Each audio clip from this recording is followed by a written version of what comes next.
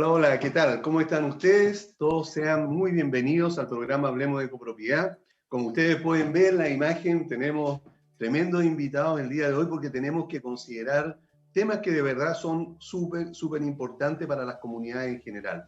Y eso es lo que vamos a tratar en unos minutos más. Y antes de saludar a nuestro invitado, quiero saludar en primer lugar a Valle Azul, que es una empresa líder en limpieza y mantención de piscinas. Deja en manos de profesionales la mantención de tu piscina en condominios y particulares. Para mayor información puedes llamar o también escribir al WhatsApp +56 961 206 001. Valle Azul deja en nuestras manos el cuidado de tu piscina. Vive la mejor forma de administrar comunidades con un software adecuado a tus comunidades. Visita edipro.cl y al usar esta demo te darás cuenta de lo fácil y práctica que resulta ser el usar este sistema. Y si te decides a contratar sus servicios, dile que vas de parte de Copropiedad. De hecho, por ahí hay un botoncito que tú aprietas y eso significa que automáticamente vas a tener un 20% de descuento de manera permanente durante todo el tiempo que tú tengas el contrato con ellos para ese plan. No te pierdas la oportunidad de mejorar tu servicio y seguir creciendo. Visita www.edipro.cl.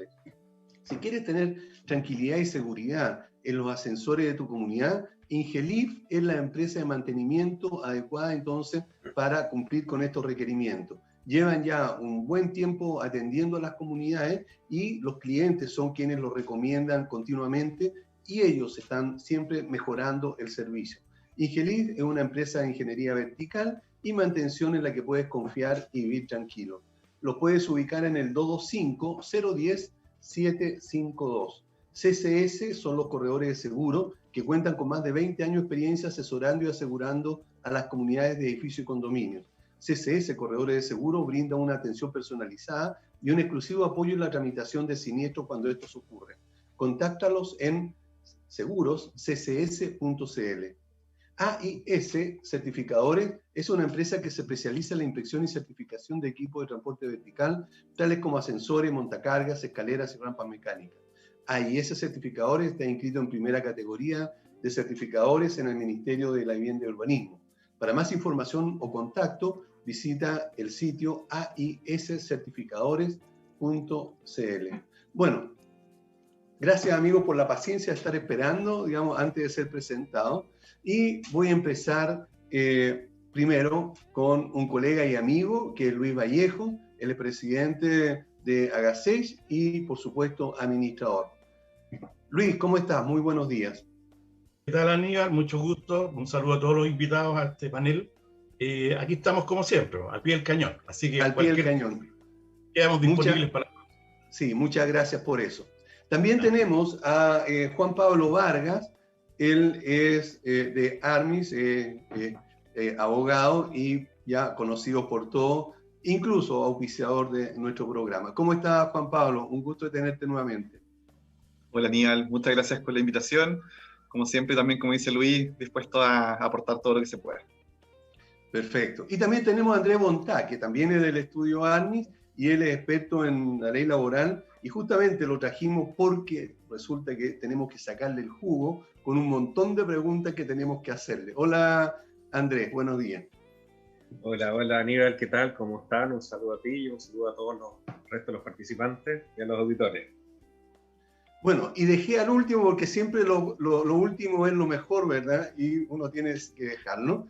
Y es Carolina Arias, ella también es colega, es administradora, con muchos años de experiencia, y ya también ha sido a visita a nuestro programa. Hola Carolina, ¿cómo estás? Hola Aníbal, hola a todos y hola a todos los que nos están escuchando. No sé si lo mejor, pero estoy aquí como siempre para aportar con la visión que tenemos desde acá. Bueno, pero ante tu duda yo lo afirmo porque no es tu opinión, es la mía. Por lo tanto, yo insisto en eso, ¿verdad? Y es por eso que lo más grato lo dejé para el final. Muchas gracias. Bueno, hoy día tenemos una situación, el jueves pasado hubo un cambio en algunas medidas por parte de la autoridad y eso trajo un cierto movimiento, especialmente en las comunidades de edificio por diferentes situaciones que se han estado presentando. Las medidas más estrictas que emitió la autoridad La primera pregunta es para Juan Pablo. ¿Se debe aplicar dentro de las comunidades o es solo para los espacios públicos? Sí, bueno, esto lo hemos conversado harto a lo largo del año que ha pasado. Hemos tenido variaciones en los criterios y lo hemos conversado acá mismo.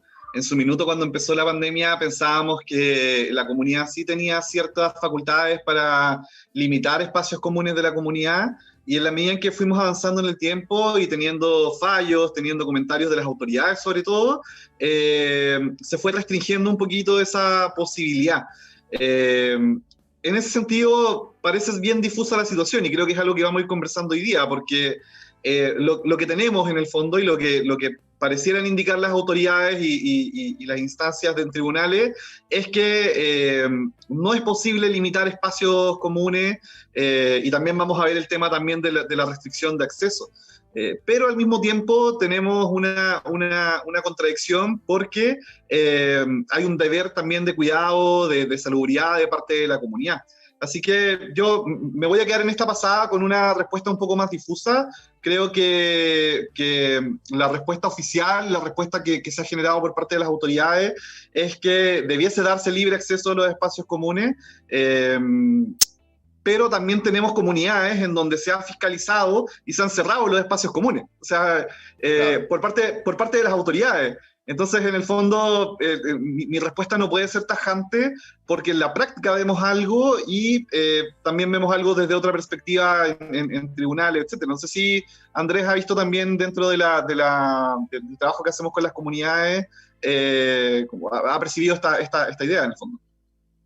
Claro, en definitiva ha habido una evidente evolución jurisprudencial. El primer caso lo tuvimos en septiembre del año pasado, el 2020, de la Corte de Antofagasta. Fue el primer fallo que salió al respecto, y en ese sentido hizo prevalecer el derecho a propiedad. O sea, vale decir, se trataba de un condominio, que el condominio había dispuesto el cierre de los espacios comunes, dispuesto el cierre del estacionamiento de visita, y había dispuesto la prohibición de entrada a visitas si no era con permiso por ejemplo, visita a alguna persona del espectro autista, algo así, pero se le exigía a los conserjes el tomar el permiso a los visitantes.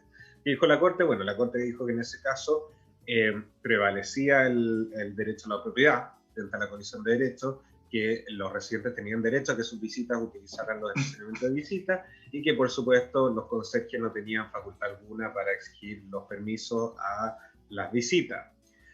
Ahora bien, en ese caso la interpretación no fue tan extensiva como se ha hecho ahora, porque en ese caso lo que dijo la Corte era que, si bien había una posibilidad de limitar espacios públicos en atención a proteger a los vecinos de la propagación del virus, vale decir, el derecho a la salud, la medida en particular no tenía ningún sentido. O sea, vale decir, prohibir el acceso al estacionamiento de visita de ninguna manera iba a evitar la propagación del virus, y los residentes igual, o sea, las visitas igual se podían estacionar afuera e ingresar por la calle. Ese fue el razonamiento en ese momento del tribunal.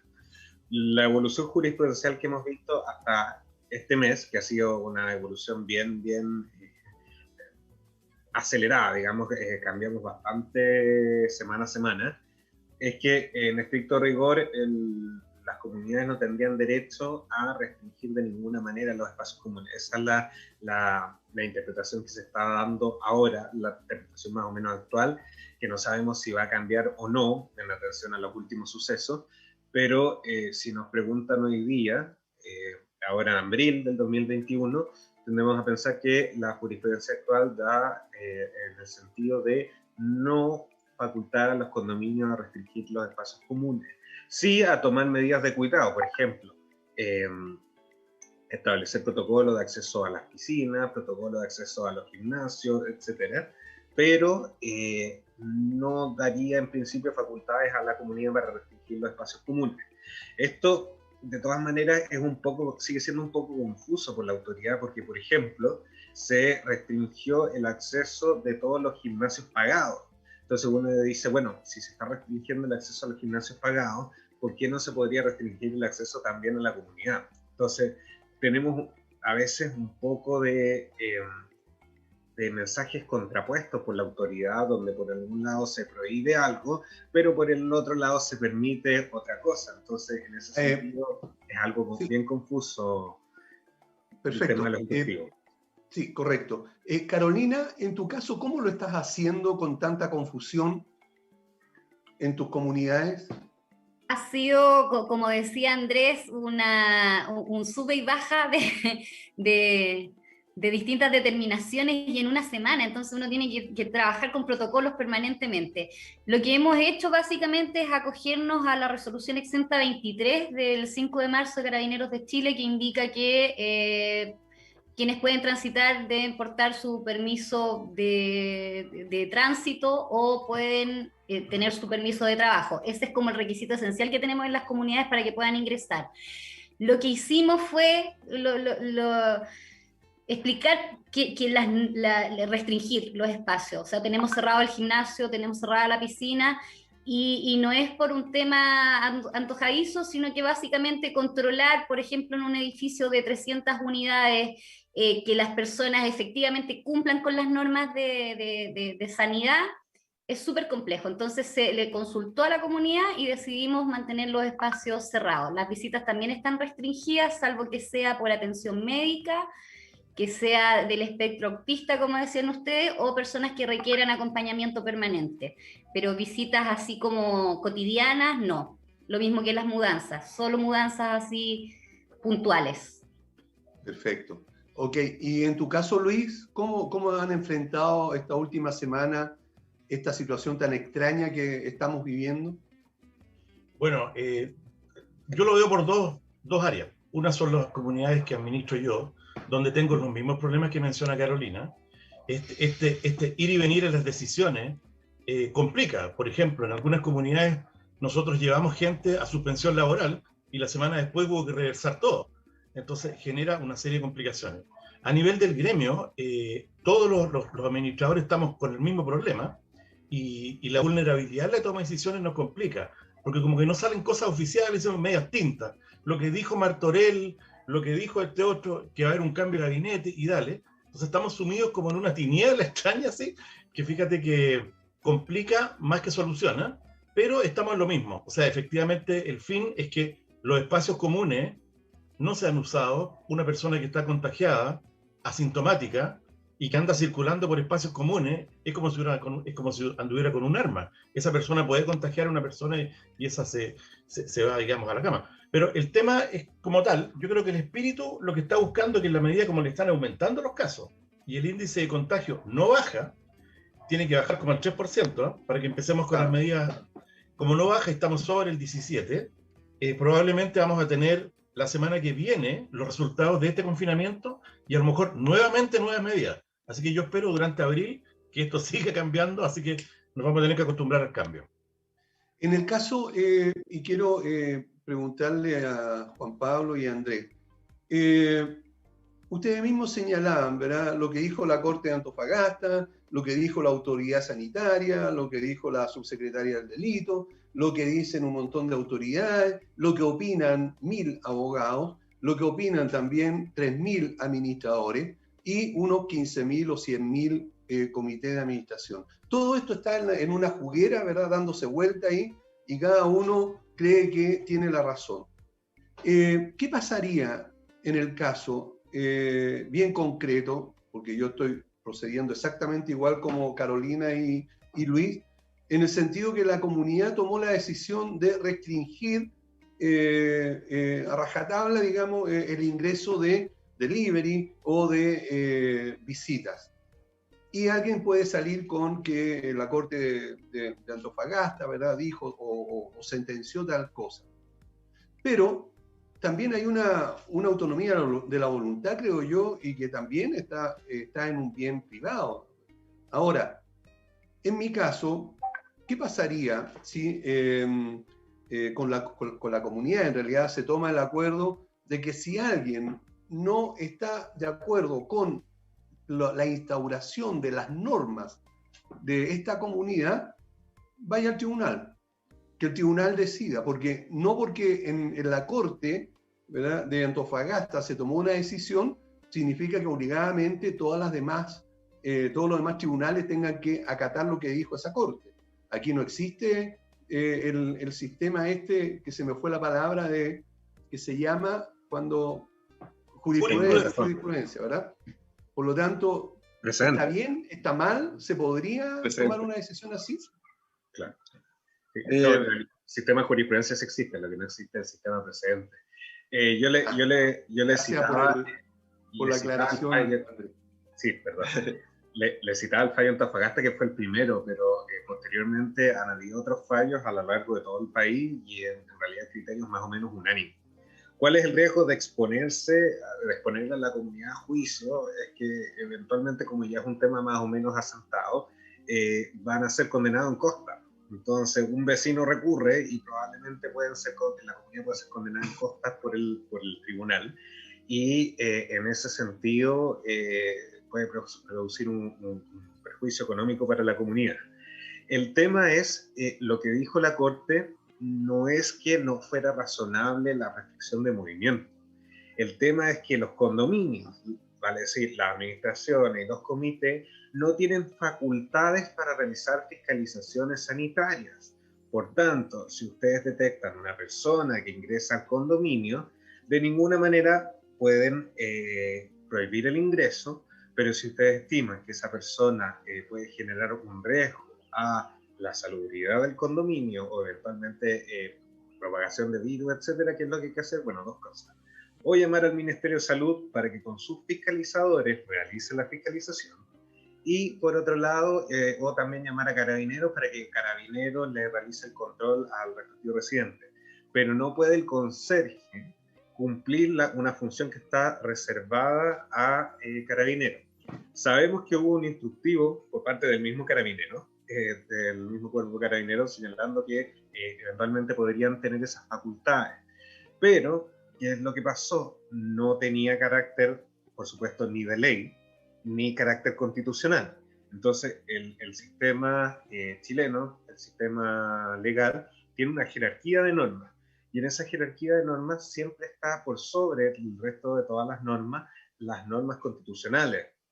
Los derechos constitucionales, en particular el derecho a la propiedad privada, que está muy, muy protegido en Chile por la actual Constitución. Entonces, en ese sentido, mediante un decreto, un reglamento o un instructivo, no se puede afectar un derecho constitucional.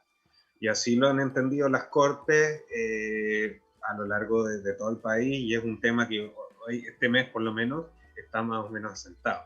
Yo no sé si irá a cambiar el criterio en atención al aumento explosivo de casos, porque hoy día ya estamos hablando de sobre 8.000 casos diarios, y puede que en ese caso sí el derecho a la vida pueda prevalecer sobre el derecho a la propiedad.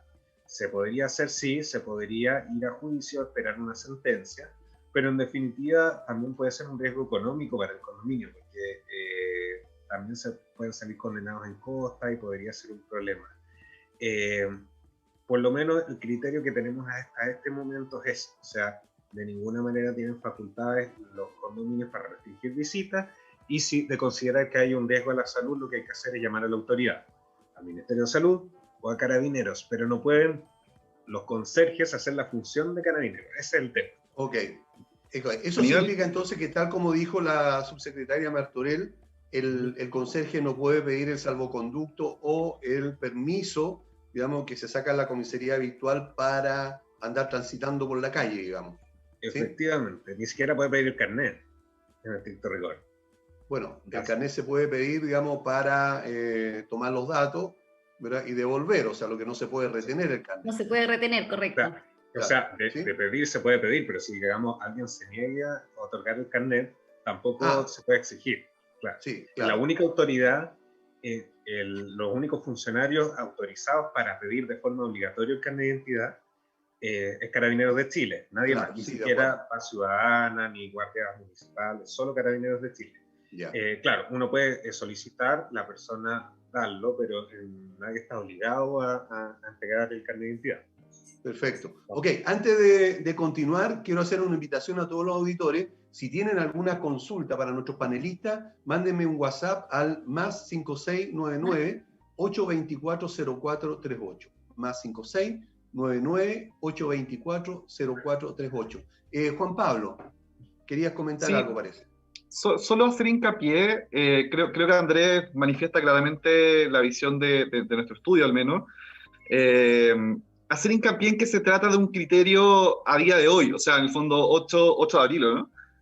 Sí. 8 de abril de 2021, y es un criterio que puede ir variando en el tiempo, así como ha variado en el tiempo, porque hemos tenido distintos acercamientos al tema. O sea, iniciamos en una situación en donde no sabíamos en qué estábamos parados, en donde teníamos una interpretación de la ley de copropiedad, que en el fondo defiende la salubridad, en temas de salubridad propiamente tal, y que podríamos defender algún tipo de limitación. Pero a la medida que va pasando el tiempo, pese a que tenemos instructivos de carabineros, por ejemplo, en donde se delegan estas facultades de pedir el salvoconducto, tenemos también instrucciones directas de las autoridades en donde se rechaza esa posibilidad, y también tenemos fallos en donde va quedando claro la primacía de los derechos constitucionales, en el fondo, derechos que están por sobre otros que se están planteando. Entonces, creo que hay que ser súper prudentes, sobre todo para los que estén viendo esto atrasados, que en el fondo vean este capítulo varios días después, que ojalá vayan viendo los últimos capítulos y se vayan actualizando, porque es un criterio que puede ir variando en la medida que las autoridades van también generando distintos instructivos o que cambie algo en particular. Y lo segundo que quería comentar bien cortito es que también hacer presente que nosotros entendemos la situación práctica de las comunidades y entendemos que en el fondo ciertas comunidades quieran pedir el salvoconducto, quieran limitar ciertos accesos a espacios comunes porque es necesario. O sea, y acá es un tema de lo que es y lo que debería ser. Desde mi punto de vista, lo que debería hacer es que la comunidad sí debiera poder resguardar ciertos espacios y sí debería pedir el salvoconducto de todas maneras. Yo absolutamente pienso que eso debería hacerse. El problema es que tenemos, todo pareciera indicar que, de una manera difusa, pero todo pareciera indicar que no se puede pedir salvoconducto y que no se pueden limitar los espacios comunes. Al menos esa sería como la decisión más prudente, sin perjuicio de que en la práctica se pueda hacer de otra forma. Ok, Carolina, por favor, tú querías comentar algo. Es que es eso, es lo que hemos conversado. O sea, hay una normativa y hay una serie de decretos que están saliendo que se contraponen con el derecho a la libertad del tránsito, el derecho a circular libremente. Entonces, frente a esa situación, ¿qué puedes hacer? Efectivamente existe el derecho de propiedad y tú puedes permitir que tus visitas ingresen, pero también es importante contextualizar. O sea, aquí no estamos ingresando gente a un parque o no estamos ingresando gente a un supermercado. Está ingresando gente a la comunidad. Y yo creo que por lo menos desde mi punto de vista, lo que corresponde es proteger la salud por sobre los derechos constitucionales. O sea, los conserjes no tienen la obligación ni pueden tampoco pedir los salvoconductos, pero ¿cómo controlas tú una población de una comunidad de 1.200 personas que circulan permanentemente? Las comunidades deben tener la facultad, son comunidades, son instituciones privadas que pueden hacer sus normas, pueden ocupar su reglamento y a través de su reglamento interno pueden establecer estas cosas. Entonces, es tan confusa toda la información que hay que de pronto deberían alinearse lo legal con la salud y establecer un protocolo determinado. Pasa con los conserjes, pasa con los aseadores, porque te dicen los trabajos de primera necesidad, pero un aseador es totalmente necesario para una comunidad. Lo mismo que un conserje, que vas a cerrar la conserjería por 11 días y no va a ir nadie a trabajar. Eso es lo que yo como administradora siempre tengo este conflicto de interés. O sea, ¿qué prevalece? ¿Prevalecen los derechos de los ciudadanos por sobre la salud pública? ¿O prevalece la salud pública por sobre los derechos de los ciudadanos? Eso. Sí, además que debemos tener conciencia, y esto lo digo con mucha responsabilidad, que hoy día, lamentablemente, la gran mayoría de las personas está muy relajada con este tema y muy desconsiderada. Francamente, encuentro que es una vergüenza el comportamiento que existe hoy día, no solamente en la calle, sino que también en las comunidades. Hemos visto cómo gente, y discúlpeme la expresión, ociosa, se reúne después de las 10 de la noche en los diferentes departamentos, pero claro, como son del mismo edificio, no están transgrediendo, digamos, el toque de queda, pero sí se están reuniendo de todas maneras. Y eso a sabienda de todos los peligros que esto puede ocurrir. Por lo tanto, hoy día, a pesar de todo, no existe una conciencia verdadera dentro de las comunidades. Estamos hablando en general, la gran mayoría, no en particular, porque siempre hay honrosas excepciones. En tu caso, Luis, ¿cómo has vivido esta situación? Mira, yo estoy de acuerdo nuevamente con Carolina y contigo en los mismos aspectos porque estamos viviendo el mismo problema. Mira, yo tengo el caso puntual de una comunidad que son 10 edificios y que tiene una portería. Viven más o menos 4.000, 5.000 personas, más o menos. Y imagínate lo que significa los delivery, la gente que asiste y qué sé yo. Entonces, inicialmente, la portería, que es de una empresa de guardias que controla otra área de este condominio grande, tenía la instrucción de no dejar entrar a nadie. Y por otro lado, las conserjerías propias de cada edificio sí tenían instrucción de que las personas podían venir de visita siempre y cuando vinieran con su salvoconducto. ¿Por qué? Porque venían a dejar medicamentos, porque venían a asistir a adultos mayores, etc. Y este condominio tiene grandes áreas comunes. Y pasa lo que dices tú, pues, Aníbal. Gente que trabaja en el área de la salud y anda con su perrito suelto y sin mascarilla, porque todo el día estoy con mascarilla trabajando en el hospital y vengo acá y en mi casa más o menos... Señora, usted anda en un área común, puede contagiar a alguien. Efectivamente, hay una falta de criterio atroz en las personas. Yo no entiendo cómo no hay el respeto. Y por el lado de la autoridad, yo creo que están dando, como siempre, en estos temas palos de ciego. Nos tuvieron mucho tiempo sin la opción de que fueran a trabajar los auxiliares, y algunos administradores ponían en el permiso general, ponían que era conserje auxiliar y para poder hacer la movida en el fondo. Claro, pero recién ahora Martorell tiró, digamos, este tema, y fue una cosa que dijo por la televisión, y ahí nos colgamos todos. Pero efectivamente yo creo que la autoridad no tiene claridad de cómo es una comunidad, cómo funciona una comunidad. Y las veces que hemos querido como gremio, nosotros por lo menos, que nos tomen en cuenta, no hemos tenido cero respuesta. Así que mira, hemos funcionado. A propósito, Luis, me recuerdo que el año pasado, justamente Agasech, Armis, CGI, ¿verdad? Y el programa, mandamos una carta a la autoridad sanitaria justamente hablando de este tema. O sea, no me recuerdo bien, pero fue como en agosto del año pasado. Más o menos. ¿Sí o no? No me recuerdo bien la fecha. Pero, por ahí tiene que haber sido, desde ahí que había mucha inquietud ya. Y recién ahora se saca toma conciencia, digamos, de esta situación. Bueno, nos vamos a ir a una pausa y volvemos inmediatamente para seguir conversando. Si ustedes tienen alguna duda, no se olviden. Manden un WhatsApp al más 5699-824-0438 para que alguno de nuestros panelistas le conteste. Vamos y volvemos. Bien, ya estamos de vuelta en el programa Hablemos de Copropiedad, conversando sobre la situación que hoy afecta a las comunidades y por supuesto al país y al mundo entero con esto de la pandemia y con los diferentes comunicados que saca la autoridad y que afectan por supuesto a las comunidades. También se puede beneficiar a las comunidades cuando tienen piscina y quien se las mantiene es Valle Azul, que es una empresa líder en limpieza y mantención de piscinas. Deja en manos de profesionales la mantención de tu piscina en condominios y particulares.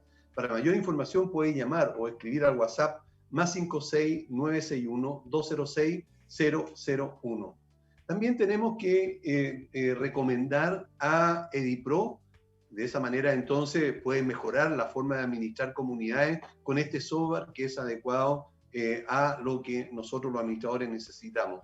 Edipro.cl. Y al usar esta demostración te vas a dar cuenta que es bastante fácil, bastante amigable. Si te decides a contratar los servicios de Edipro, diles que vas de parte de Hablemos de Copropiedad porque te van a hacer un 20% de descuento permanente. Ingelif es la empresa de mantenimiento de ascensores en la que tú puedes confiar plenamente. Ellos están conscientes de la importancia que los mismos clientes lo recomienden y eso es lo que ha estado sucediendo desde que nació esta empresa. Y ellos también son una empresa de ingeniería vertical para la mantención en la que se puede confiar y puedes vivir tranquilo. Si los quieres ubicar, llámalos al 225-010-752. CCS, Corredores de Seguro, cuenta con más de 20 años de experiencia asesorando y asegurando a las comunidades, edificios y condominios. CCS, Corredores de Seguro, brinda una atención personalizada y un exclusivo apoyo en la tramitación de los siniestros cuando estos ocurren. Ubícalos o contáctate con ellos al teléfono 228-338-715.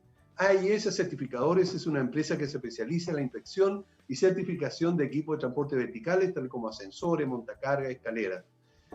AIS Certificadores está inscrito en primera categoría de certificadores en el Ministerio de la Vivienda y Urbanismo. Para más información y contacto, visite la página aiscertificadores.cl. Y estamos con nuestros amigos, y los voy a volver a nombrar, Carolina Arias, Luis Vallejo, son administradores, Juan Pablo Vargas y Andrés Bontá de Armis, una empresa de asesoría jurídica que se dedica justamente a asesorar a los condominios y a los administradores de edificios. Bueno, estábamos conversando sobre las distintas situaciones que nos hemos enfrentado en las comunidades y al respecto también estábamos ahí en los tira y afloja de cómo lo hacemos porque la autoridad dice que no se puede controlar, ¿verdad? Y nos quedó claro entonces que no se puede pedir el permiso de, se me olvida cómo se llama, el permiso de circulación, de tránsito. ¿Cómo es? Permiso de el salvoconducto o ese permiso para traslado. De desplazamiento. Eso.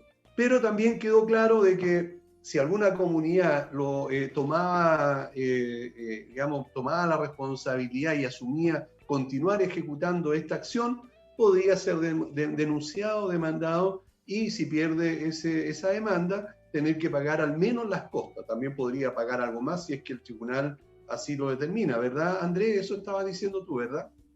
Depende de la vía por la que se ejerza. Si es recurso de protección ante las Cortes, que esos son la vía que se ha utilizado en este momento, directamente a las Cortes, no al juzgado policial local, en ese caso solamente se pagan las costas. O sea, vía recurso de protección no hay indemnización de perjuicio. Y esa es la vía que se está utilizando en este momento de forma diferente porque es más rápida. Por lo tanto, en principio, si se utiliza esa vía, sería solamente costo. Oye, a propósito de lo que estaba diciendo Luis Vallejo, y que en realidad sabemos de muchísimas comunidades que hacían esto ahora se puede, pero hasta la semana pasada no, incluir dentro de la lista de los permisos a los aseadores. ¿Qué pasa en este caso si alguien miente en la declaración de la comisaría virtual? ¿A qué se expone tanto ese trabajador como quien hizo la declaración falsa? Andrés. Sí, mira, cuando uno realiza el respectivo permiso, la solicitud de permiso, sea individual o colectivo, uno firma una declaración jurada virtual que está mediante la cual si uno emite falsa información en esa declaración jurada, se sanciona por el artículo 210 del Código Penal. El artículo 210 del Código Penal es como se desprende del cuerpo en el cual está contenido, es un delito. Por tanto, quien diere falso testimonio en ese sentido puede sufrir penas de presidio menor en su grado mínimo a medio y multa de 6 a 10 unidades tributarias mensuales. Grado mínimo medio estaríamos hablando, dependiendo de las circunstancias en particulares, hasta 362 días, si no me equivoco. Juan Pablo, ¿me puede corregir? Presidio menor en su grado medio, por ejemplo, son 541 días a 3 años de presidio. Yo soy abogado laboral, no penalista. Esa es la sanción que puede sufrir la persona que emita el documento. Y por otra parte, la persona que porta, o sea, vale decir que se desplaza con un documento falso o ideológicamente falso, podría sufrir las sanciones que están en el 318 del Código Penal, que también incluye una sanción de pena de cárcel y además una multa que también es de 6 UTM mensuales. Pero en el caso de la aplicación del artículo 318, que es el artículo que se ha utilizado en general para aplicar sanciones a todos los infractores a propósito de las medidas del coronavirus, es que los casos que han llegado hasta la Corte Suprema, la jurisprudencia de la Corte Suprema ha sido bien restrictiva en cuanto a la aplicación de este artículo 318. Hace pocos días tuvimos el caso de una persona que circulaba en horario de toque de queda en una calle vacía sin ningún tipo de permiso. Y lo que se pidió ahí, la Fiscalía pidió la sanción máxima del artículo 318 y la Corte Suprema señaló que no aplicaba en ese caso, puesto que la persona no estaba enferma y al estar en una calle vacía no ponía en riesgo la salud de los demás. Por tanto, la recepción por parte de los tribunales respecto de estas sanciones ha sido una recepción intermedia, digamos. ¿Qué significa esto? Bueno, dependiendo de las circunstancias particulares del caso, es la sanción que en definitiva se aplica a la persona que viola estas normativas. Y por supuesto también depende de la circunstancia personal de la persona, ¿vale? Si tiene antecedentes penales o no, si coopera con la investigación o no, si se escapa frente a la fiscalización o no. Por tanto, el rango de sanciones aplicables es muy alto, pero nos moveríamos de entre ese rango. De todas maneras, que las personas cumplan sanciones depresivas efectivamente es muy difícil. Tendrían que tener antecedentes penales para que eso ocurriera. Pero sí, igual es un alto riesgo. Claro, pero igual hay un riesgo y por supuesto que quedar con un antecedente penal es algo que no le gusta a nadie. Ok, mi pregunta va ahora para Luis y también para Carolina. ¿Qué sentido tiene para un administrador arriesgarse a falsear esta documentación, ¿verdad? Sabiendo las penas que pudieran tener? ¿Qué lo motiva a falsear este documento? Bueno, la pregunta es buena porque efectivamente no todos los administradores trabajamos igual, porque muchos administradores se dejan llevar muchas veces por las presiones de los comités, donde los comités no entienden muchas veces las razones, no hay manejo técnico tampoco. Porque en el fondo, según lo que explicaba Andrés, quiero incluir algo para que Andrés nos ayude en esa parte, porque fíjate que pasó que en la comisaría virtual cambiaron las actividades económicas. Entonces, no todos, o sea, no pueden sacar el permiso, pero la persona tiene que ir igual, el condominio funciona igual, y ahí es complicado. Ahora, como administradores tratamos de que esto funcione, o sea, el problema está que, yo te voy a decir bien franco, en uno de los condominios tuve que pescar el pantallazo de la comisaría virtual, imprimirlo y pasárselo al trabajador. Si lo pagan en algún control, muestra su contrato, muestra el certificado y muestra esta cosa que no se pudo sacar. ¿Te fijáis? Se quiere, pero no se puede, porque también existe como una desconexión. No sé si le ocurrió algo así también. Mira, al respecto quiero mencionar, y también sirve de consulta, antes de preguntarle a Carolina. Hay un caso muy claro, digamos, y de una administración muy cercana, en que le pasó lo mismo que está diciendo Luis. Esta tenía el código de actividad que termina en 09, el que fue bloqueado por la comisaría virtual y sin previo aviso, y estuvieron tratando de sacar y no pudieron. Incluso llamaron, me consta porque yo ayudé, llamaron a Impuestos Internos, pero fue el jueves después de las 6 de la tarde.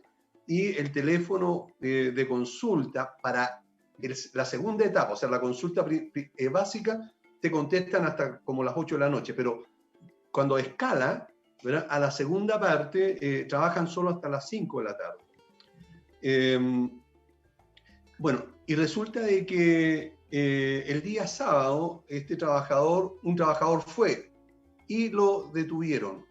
Y por supuesto no pudo mostrar el permiso porque no lo tenía, porque estaba bloqueado por la comisaría virtual. Presentó, digamos, el anterior, ¿verdad?, más el certificado de trabajo. Igual quedó citado para la fiscalía, o lo van a citar, lo van a citar en algún momento. Ahora, en este caso, ¿qué pasa? ¿Qué va a pasar cuando llegue la citación de la Fiscalía? ¿Cómo se responde ahí, o quién responde ante esta situación? Que fue, en realidad, según mi pobre entendimiento, ¿verdad?, una negligencia de la autoridad. La pregunta para Juan Pablo o Andrés.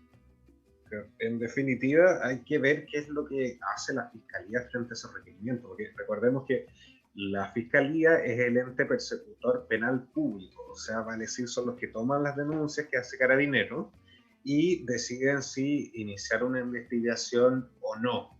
A mí me parece que en casos como el que tú señalas, es muy probable que Fiscalía decida no seguir adelante con el procedimiento. Hay una facultad que tiene la Fiscalía que se llama facultad de no perseverar.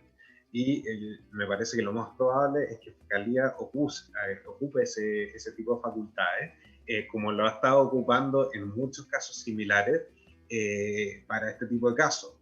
De hecho, hasta el momento no tenemos personas condenadas por el artículo 318 a mi entender. O sea, vale decir, hay juicios, hay procesos en trámites, sí, pero no personas que hoy día están en la cárcel por eso. Sí, porque nosotros vemos mucho en la tele que dicen que tienen a tal persona, pero lo que pasa, el medio de comunicación dice detienen, pero en el fondo lo que los llevan a hacer es control de detención, o sea, los llevan a comisaría, al día siguiente pasan al control de detención en el juzgado de garantía respectivo, y la Fiscalía se establece un plazo de investigación para ver si formaliza una denuncia o no, y tras eso habría que llegar a un juicio oral, que es un procedimiento sumamente largo, o sea que hoy día está durando un año y medio fácilmente. Por tanto, no sabemos lo que va a pasar frente a los primeros infractores cuyo juicio todavía no están terminando. Y hay que ver ahí cuál va a ser la recepción en definitiva de esos casos. Hasta el momento lo que tenemos es que el criterio ha sido bien restrictivo respecto a la aplicación del artículo 318, por lo que yo veo poco probable que, por ejemplo, esa persona sufra una pena de presidio efectivo. Ok, pero sí se ve. Pero perdona, André, pero ok. Pero pensemos que llegue la citación de la Fiscalía, que algún día va a llegar. Debería asumir eso, por supuesto, todo lo que corresponda a la comunidad, ¿verdad? Y no dejar al trabajador solo que vaya él a declarar. Tiene que ser esto, por supuesto, yo creo que asesorado por un abogado, ¿sí? O sea, claro, sí. Mire, en estricto rigor, las causas penales, las personas a las que se le imputa un delito tienen la asesoría gratuita de la Defensoría Penal Pública. Pero no obstante lo anterior, la comunidad le puede facilitar los medios de los trabajadores, pero en definitiva, quien va a responder de esa sanción es el trabajador, no la comunidad. Salvo que la Fiscalía se ponga más quisquillosa y diga, bueno, pero este trabajador contaba con un permiso ideológicamente falso, y ese permiso ideológicamente falso fue emitido por el administrador.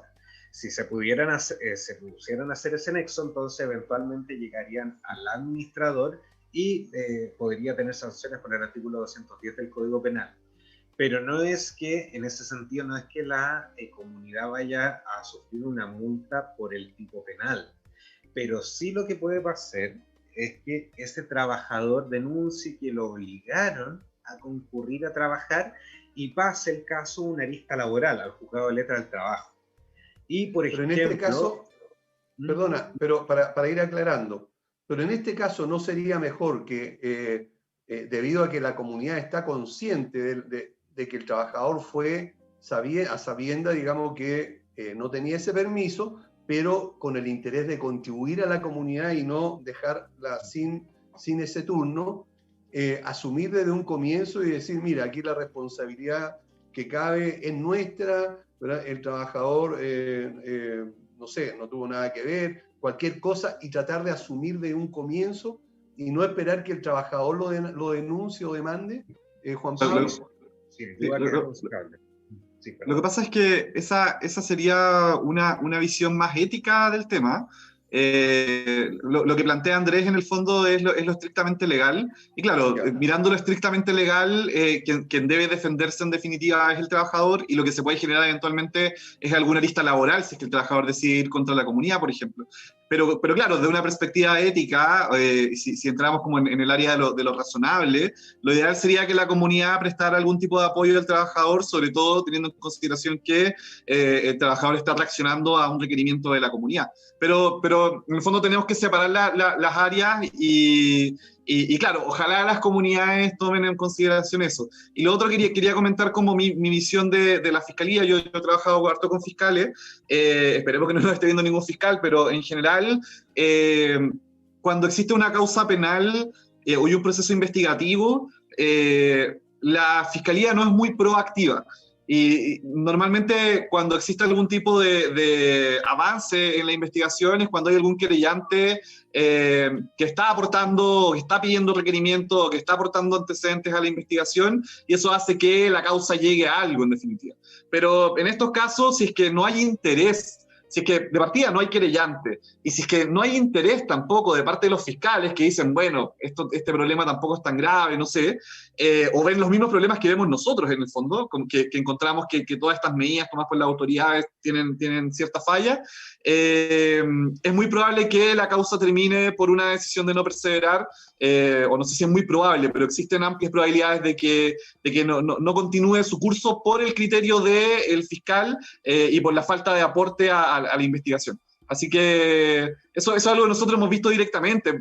No sé, yo he tenido reuniones con fiscales, por ejemplo, en donde hay claras pruebas de algo, y yo voy como querellante, por ejemplo, y ellos son muy dudosos de continuar, en definitiva, salvo que tú les entregues toda la información. Así que yo veo difícil que avancen mucho esas causas. Ok, correcto. Perdón, Carolina, que habías quedado pendiente. Sí, me gustaría terminar el punto. Perdón, disculpa, ya, ok. Estaba hablando de la parte más importante, que era la lista laboral, precisamente. O sea, el trabajador puede iniciar acciones laborales, juzgado de letra del trabajo contra el empleador, y ahí sí que se va a ver afectada la comunidad. A eso es lo que iba. Sí, entonces, correcto. en ese sentido, sí, de todas maneras me parece sumamente relevante que la comunidad procure todos los medios al trabajador para subsanar la situación que por culpa de la propia comunidad el trabajador se vio expuesto. Entonces, claro, pero en este caso hay que dejar claro, y también le pasó a Luis por lo que estaba diciendo, fue Comisaría Virtual quien de un momento para otro eliminó eso sin dar posibilidad alguna. Por lo tanto, tampoco se puede permitir, y aquí entra, no sé si digamos, los tribunales ejercerán, digamos, criterio, ¿verdad? O solamente se van a lo que establece la ley.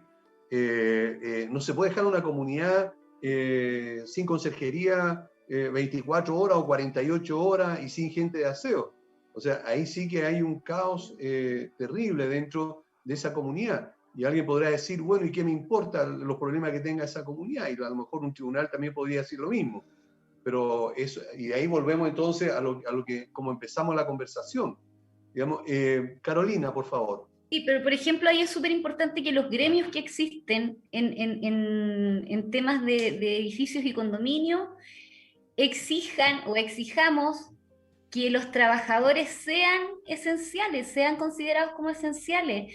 Hay mucho trabajador que, independiente de si es comunidad o no, pero por ejemplo, las personas que te ayudan en la casa, en el cuidado y la crianza de los niños, ¿cómo manejáis una casa? Me estoy ampliando, sé que me desenfoqué, pero ¿cómo manejas una casa en donde el padre trabaja permanentemente en reuniones, en donde la mamá permanentemente está con teletrabajo y los niños andan dando vuelta en todos lados y hay que conectarlo? Entonces, la esencialidad del trabajo no depende del criterio comercial o de lo que se quiera hacer políticamente. Yo creo que la esencialidad del trabajo es... Un edificio necesita aseadores, un edificio necesita conserjes. Quizá puedes bajar el nivel de volumen de personas que trabajan en el momento, pero no puedes dejar de trabajar. Las comunidades tienen el código de condominio y edificio, pero yo también les sugiero que amplíen un poco más el giro y lo pongan como apoyo a empresas, porque ese código aún permite trabajar en logística, en operaciones, en distribución. Entonces, yo no soy partidaria de entregar permisos, como dijeron, ideológicamente falsos, porque estás exponiendo a tu trabajador, estás exponiendo tú como administrador, estás exponiendo a la comunidad, lo primero que se podría hacer es solicitar el cambio de giro para poder seguir funcionando. Es súper complejo. Por ejemplo, yo no estoy de acuerdo con que un trabajador tenga que asumir el costo de una sanción si es el empleador el que le pide que vaya a trabajar. Una comunidad tiene que estar consciente de que si no hay permisos para trabajar, no hay permisos, y vemos cómo nos organizamos con los vecinos, porque finalmente vivir en comunidad es un proyecto que tienen en común con un compromiso compartido. Entonces, si tus trabajadores por decreto de norma no pueden ir a trabajar, lo que corresponde es que los vecinos se organicen y mantengan el edificio. Pero eso puede ser una solución un día, 2 días, pero no podemos tener los edificios sin trabajadores. Claro. Hay una consulta que nos están haciendo por WhatsApp, Claudia Guerra. Bueno, nos saluda, dice que está muy bueno el conversatorio, como siempre, muy buen invitado. Se lo agradezco. No me está quedando un punto. ¿Qué prevalece? Lo que la comunidad decida antes, aunque sean medidas estrictas que están fuera de lo que dice la autoridad, o lo que dice la autoridad. Compartí este espacio con varios de los WhatsApp de condominios que tengo y está generando un debate interno. Entonces, podríamos aclarar, porque ya lo hablamos. Juan Pablo, ¿podría hacer un resumen de eso, por favor? Sí, yo creo que es súper claro y es lo que dice la autoridad. Pasa mucho en las comunidades que esta idea de que, no me acuerdo el concepto que usan algunas comunidades, pero como que la decisión de la autoridad lo es todo. O sea, que en definitiva, si nosotros como comunidad decidimos algo, bueno, lo estamos decidiendo nosotros en el fondo. Pero no, lamentablemente, o no sé si lamentablemente, pero las comunidades se rigen por una normativa y lo que hay que respetar es la normativa, lo que llegan las autoridades, etc. Y tenemos que atenernos a eso, sean buenas o malas decisiones de parte de las autoridades. Yo creo que en general son malas, pero lamentablemente la comunidad se tiene que regir con eso. Es así. Bueno. Mira, una cosita, Aníbal. Mira. Sí, Luis. Mira. Martorell dijo, ¿ya? Pero hay que recordar que existen reglamentos de copropiedad en los distintos edificios y es importante que los vecinos puedan organizarse para cumplir de mejor manera solamente las medidas respecto al traslado de movilidad, sino también la higiene que se crea dentro del mismo edificio. Entonces, por un lado, la autoridad te está diciendo, usted como pequeño gobierno, que es la comunidad, que tiene su comité, que tiene su sistema propio, puede tomar decisiones que van a afectar a toda la comunidad privada. Estamos hablando de las cosas que van a pasar adentro. Pero por otro lado, está la autoridad, como dice Juan Pablo, que coloca normativa. Entonces, aquí hay un tema de escalas, parece, que esta ley está por encima de la otra y la otra y la otra, y al final se produce una cosa compleja. De hecho, la alusión al reglamento que hace Martorell no tiene mucho sentido, porque es como, esto no se puede hacer, y recuerden que tienen un reglamento, pero ¿qué dice el reglamento? No dice nada, no dice nada de esto en definitiva. Entonces... bueno, yo creo que nada, como te decía Aníbal, hay que regirse por lo que llegan las autoridades siempre, y esto es aplicable para todos. Yo he visto muchos casos donde las comunidades dicen, no, es que esto es un derecho adquirido, porque nosotros llevamos 10 años, qué sé yo, haciendo asambleas virtuales, por ejemplo. Pero bueno, no existe el concepto de derecho adquirido para la comunidad y no pueden tomar decisiones que estén fuera de la ley. Así es. Bueno, nos vamos a una pausa y volvemos inmediatamente. Bien, ya estamos de vuelta con el programa Hablemos de Copropiedad. Estamos conversando sobre los temas que están afectando hoy día justamente a las comunidades. Y antes de continuar, quiero saludar nuevamente a Valle Azul, que es una empresa líder en limpieza y mantención de piscinas. Deja en manos de profesionales la mantención de tu piscina en condominios y particulares. Para mayor información puedes llamar o escribir al WhatsApp +56 961 206 001. Vive la mejor forma de administrar comunidades con un software adecuado a tus necesidades. Visita EdiPro y al usar esta demostración te vas a dar cuenta de lo fácil y amigable que resulta ser. Y si decides contratar los servicios de EdiPro, recuerda, pincha allí un botoncito que dice Hablemos de Copropiedad y por el solo hecho de pinchar vas a tener un 20% de descuento permanente en los contratos que tengas con ellos. Si quieres tener tranquilidad y seguridad en los ascensores de tu comunidad, Ingelif es la empresa de mantenimiento en la que tú puedes confiar plenamente. Puedes ubicarlos en el teléfono 225-010-752. CSS Corredores de Seguro lleva más de 20 años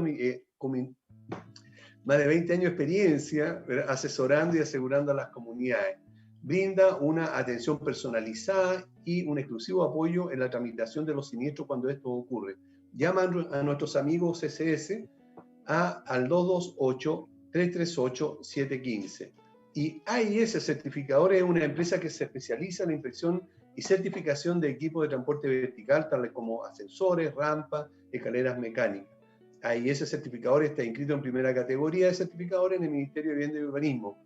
Y para mayor contacto, visita la página aiscertificadores.cl.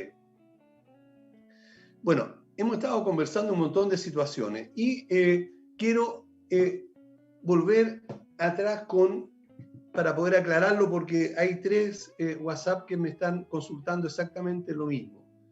En definitiva, a contar de ayer, los aseadores ¿están autorizados para asistir a sus labores en los edificios y condominios?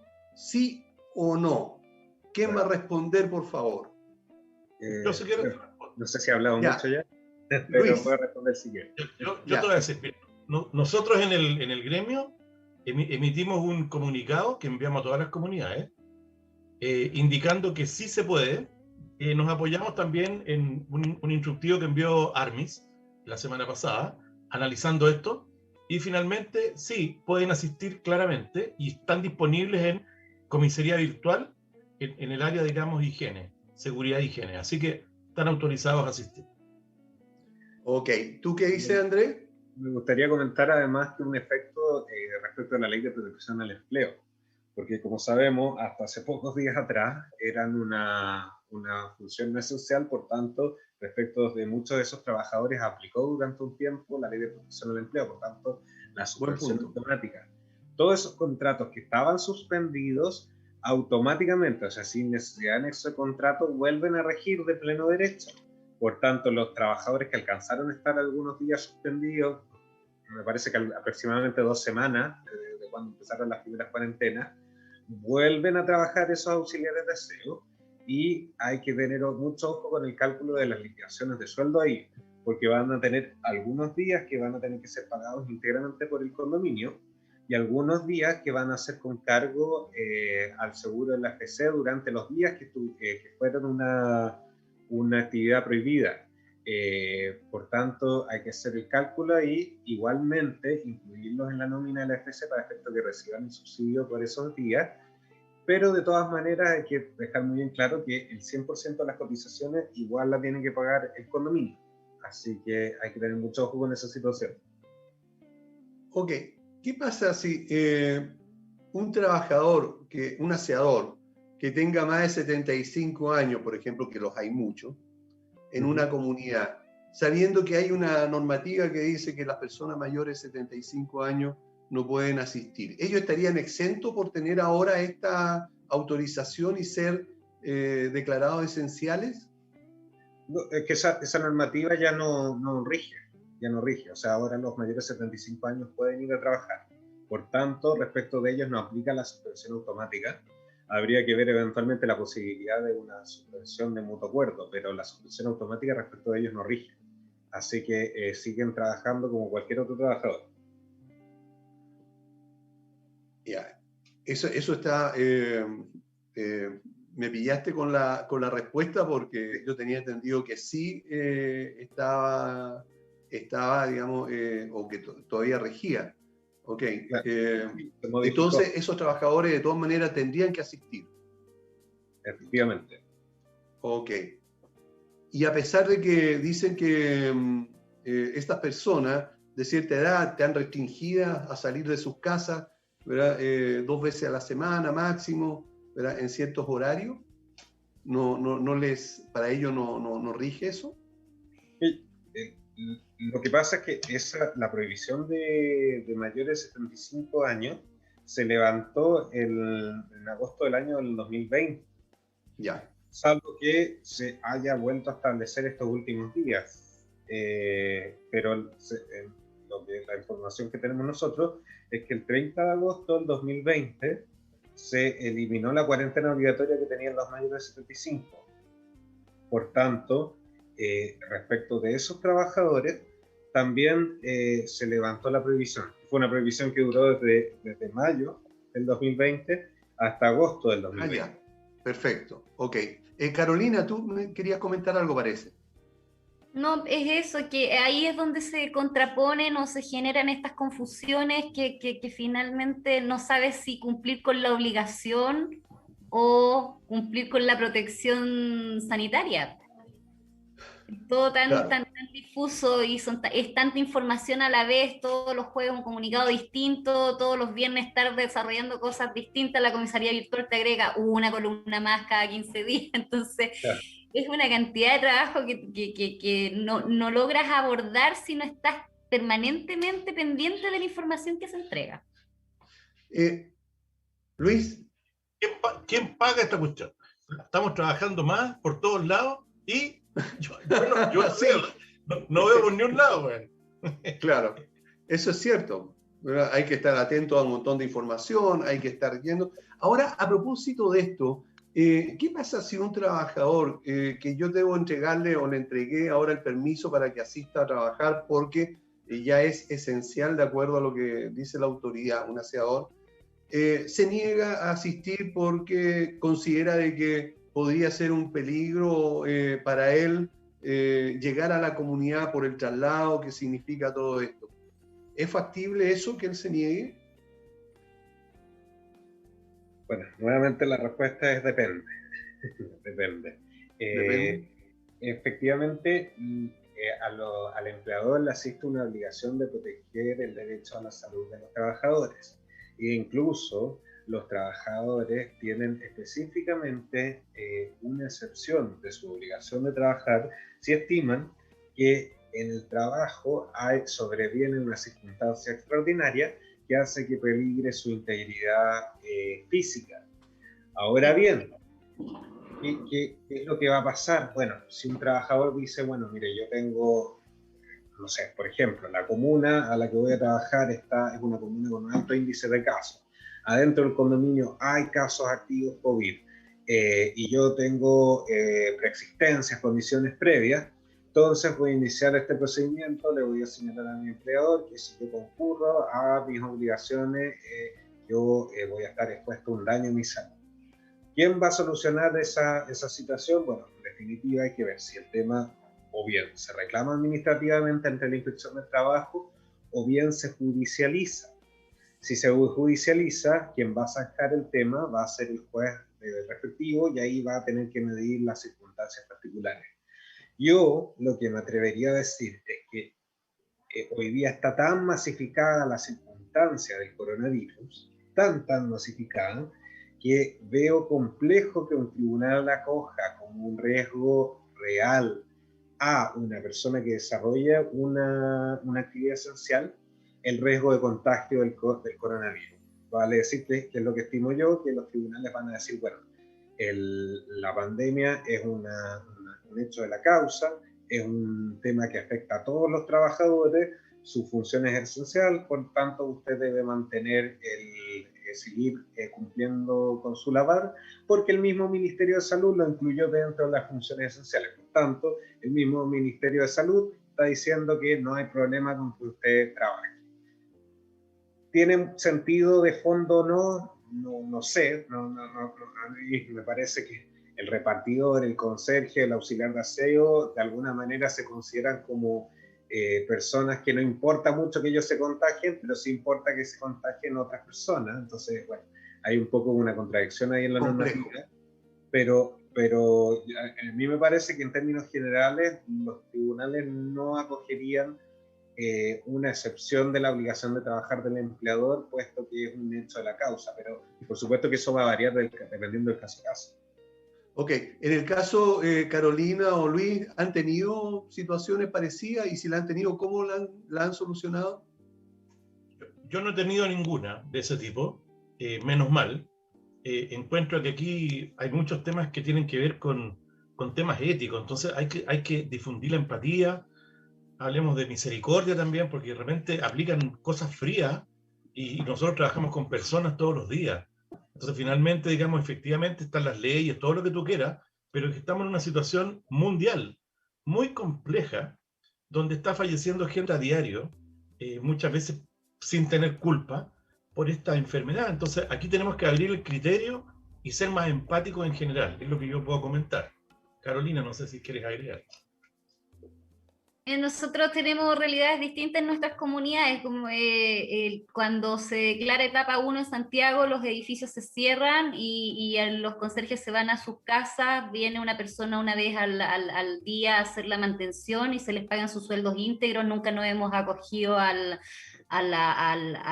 formato que estableció el gobierno de desvincular a la persona y luego retomarla. Pero en el caso de la Florida, que es donde tenemos la mayor cantidad de unidades, los conserjes siguen trabajando.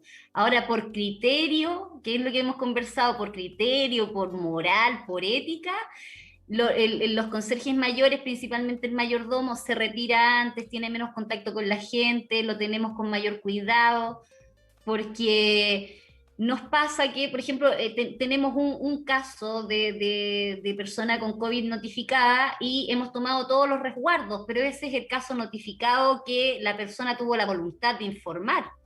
Pero tú no sabes cuántas personas pueden estar en la comunidad contagiadas o pueden ser personas asintomáticas y pueden contagiar a los conserjes. Entonces, tiene que ver mucho con el criterio, yo creo, con el criterio y con la voluntad y con la... Vuelvo a insistir, con la calidad de la comunidad. Hay muchas comunidades que son un número de departamentos indeterminado con gente que no se conoce, y hay otras comunidades que funcionan como comunidad, con el compromiso con su gente, con el compromiso con los conserjes, con sus aseadores. Entonces, son realidades distintas.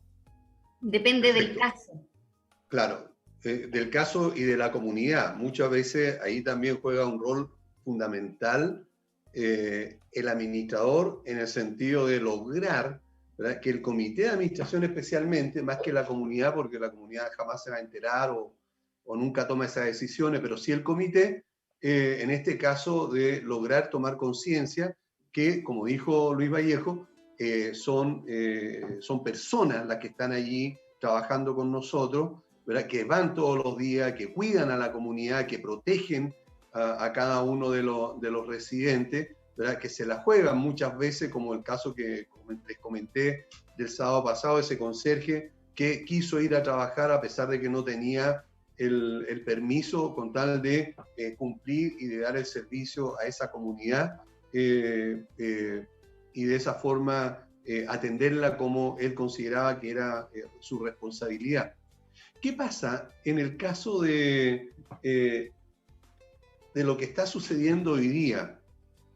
Primero, ¿cómo lo hacen Carolina y Luis con esto de que adelantaron nuevamente el toque de queda, en que los trabajadores deben llegar, los nocheros especialmente, mucho más temprano, ¿verdad?, y están trabajando en algunos casos 10 hasta 12 horas para que el saliente de la tarde se pueda ir en un horario decente y pueda llegar a su casa tomando locomoción colectiva, sabiendo que la locomoción colectiva ya 2 horas antes del toque de queda empieza a disminuir. ¿Cómo lo están haciendo en este caso, Carolina, Luis? Son Carolina, la dama. Son tres aristas distintas, porque cuando tienes conserjería 24/7 tienes 3 turnos. Entonces, en este contexto de que el toque de queda se anticipa, el conserje del turno de la mañana es el que tiene la sobrecarga de trabajo, porque ellos llegan a las 7 y se van a las 2:30.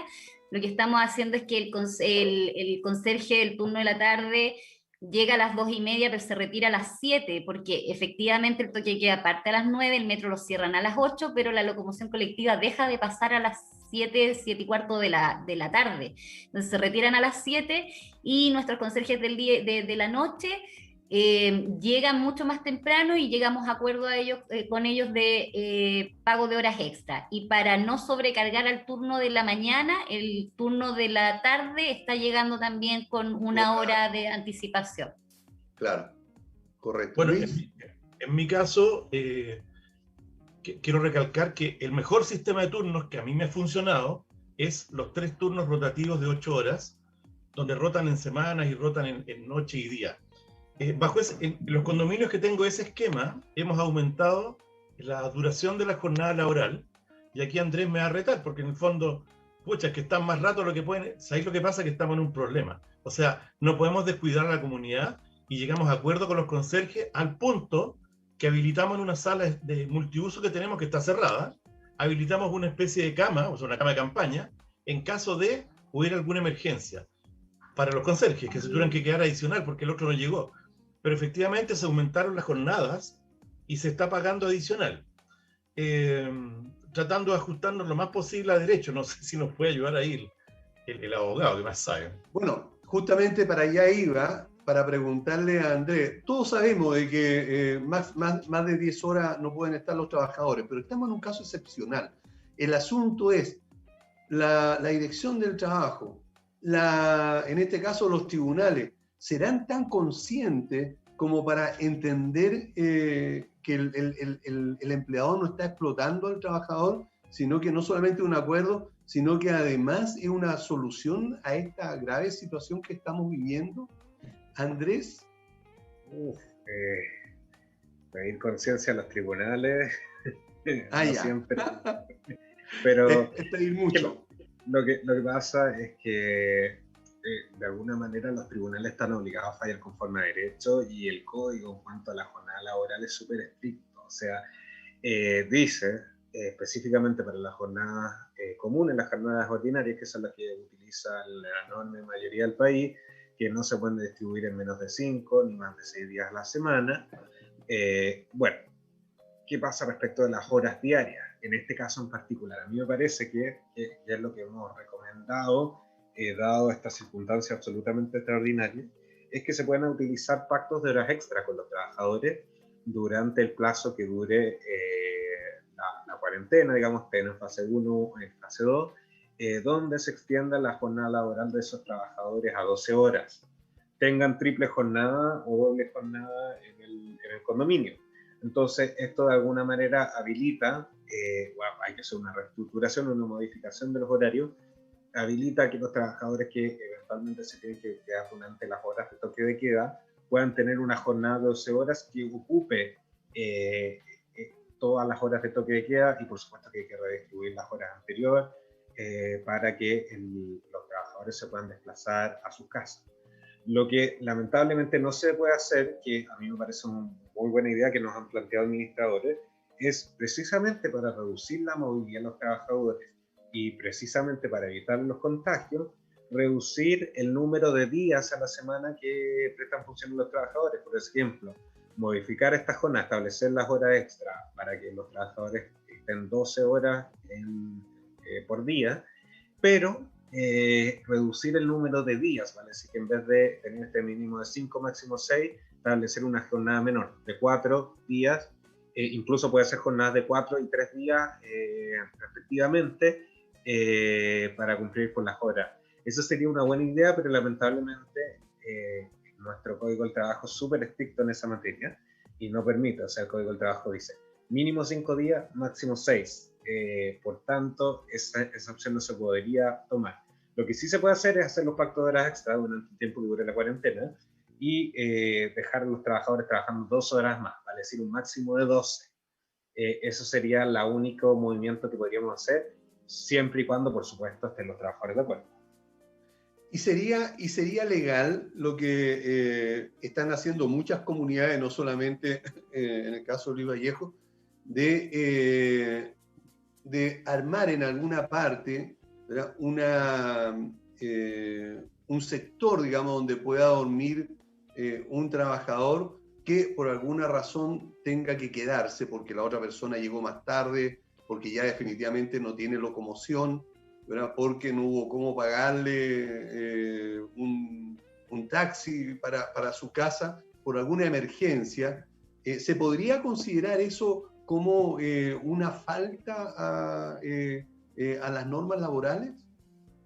En estricto rigor no hay nada que lo prohíba, pero a mí me da un temor esa situación. ¿Qué temor me da? Bueno, que esa persona que hoy día debe estar trabajando a lo mejor, el día de mañana, meses después, años después, cuando se lo despidan, digan, no, que a mí durante el estado de emergencia me obligaban a trabajar y me obligaban a quedarme en el condominio y yo estaba 24 horas adentro del condominio. Ese es el miedo que a mí me da.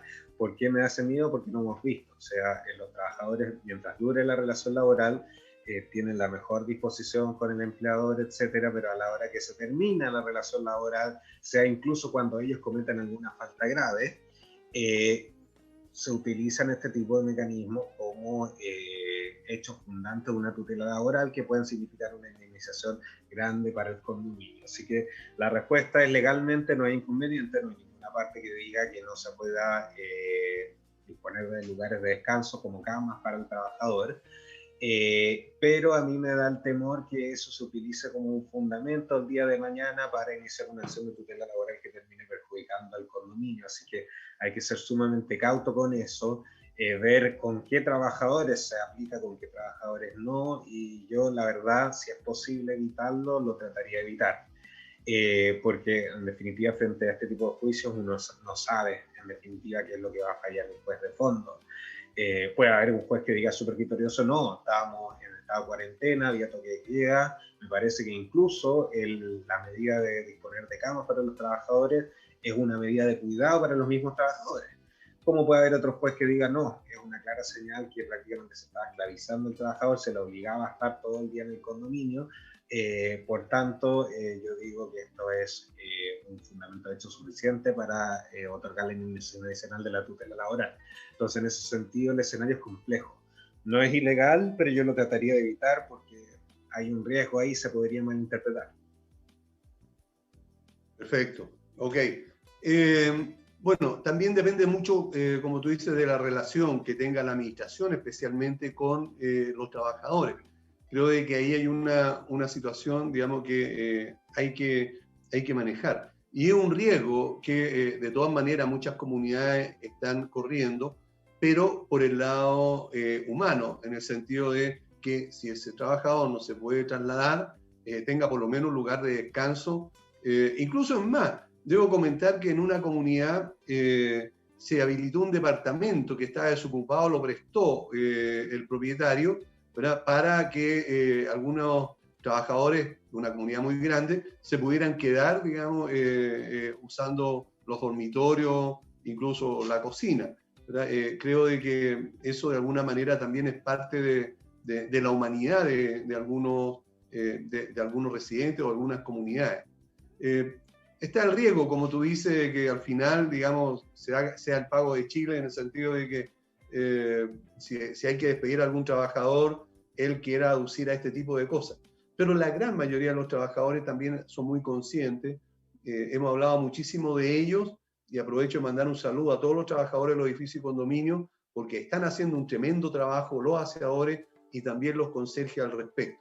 Hay que reconocer el esfuerzo que ellos tienen. Hay muchas comunidades, muchos residentes, en que así y todo los tratan mal, así y todo no les reconocen la labor que ellos cumplen, los critican, incluso ahora mismo, ¿verdad?, que a alguien se le pasó, ¿verdad?, alguna situación, que no le avisó de un mensaje, no le avisó de un paquete que llegó, ¿verdad?, están haciendo labores extra que antes no hacían, y eso de verdad ha acarreado un estrés ante estos trabajadores también. Nos vamos a una pausa y volvemos con la última parte del programa.